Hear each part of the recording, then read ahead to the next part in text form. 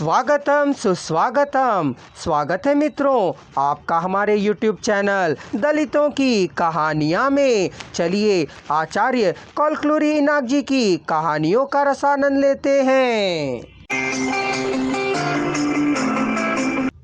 यदि उसके लिए भी कमी पड़े तो वे उसकी सहायता करते थे। यदि वह भी ना मिले तो गमला पोतल्ला की दया उस पर रहती थी। अपनी बेटी को घर चलाने हर महीने चावल और दाल लाकर उन्हें दे जाता था। रतम्मा साधु प्रकृति की थी, काफी सोच समझकर घर चलाती थी, कम से कम खर्चे से घर चलाती थी। उसे पति से बहुत बहुत बहुत अधिक प्रेम था। खाना पकाकर उसे वह प्यार से खिलाती थी। कैसा था और कैसा हो गया है, गांव वाले दुखी हुआ करते थे। अच्छी तरह नहा धोकर, बाल बनाकर, साफ और धुले कपड़े पहनकर स्कूल और कॉलेज जाने वाला सुधाकर पूरी तरह से बदल गया था। हमेशा धूल घुसरित ही रहता था, स्नान नहीं करता था, नौकरी के लिए भी वही कपड़े पहनता था, पीने के लिए भी वही कपड़े, सोने के लिए भी वही कपड़े पहना करता था। हाथ में लाठी न होने पर चल नहीं पाता था। स्टेथोस्कोप को पकड़े बूट और कोट पहनकर अस्पताल के बरामदे में टक टक टक टक टक टक की आवाज करते घूमते रहने के सपने उसने देखे थे।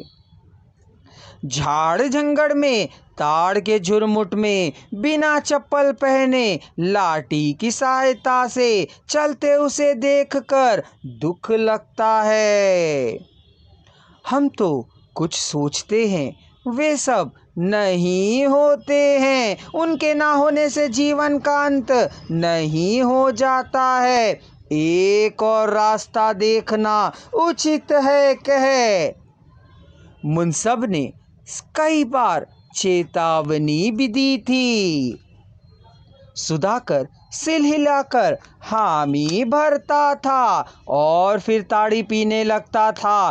ताड़ी शरीर को खोखला बना देती है, कहने पर सच ही है कहा करता था, लेकिन शराब नहीं छोड़ता था।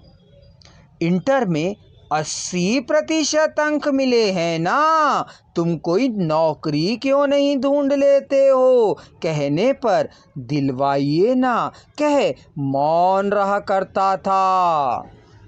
यदि डॉक्टर की नौकरी ना मिली तो कोई भी नौकरी करने या ना करने में क्या फर्क पड़ता है, कह बुदबुदाया करता था।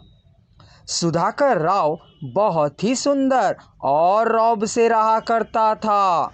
अब वह सुंदरता और काठी सब पता नहीं कहाँ चले गए। रौब और सुंदरता पुस्तकों के पृष्ठों में छिपकर, थैले में समेटकर दीवार पर कील पर लटक गए थे। आदमी काफी दुबला गया था, ताड़ी और शराब की दुर्गंध से भरा हुआ था, मैला कुचैला हो गया था। उससे शादी करने के अपराध में रतम्मा उससे गृहस्थी बस निभा रही थी।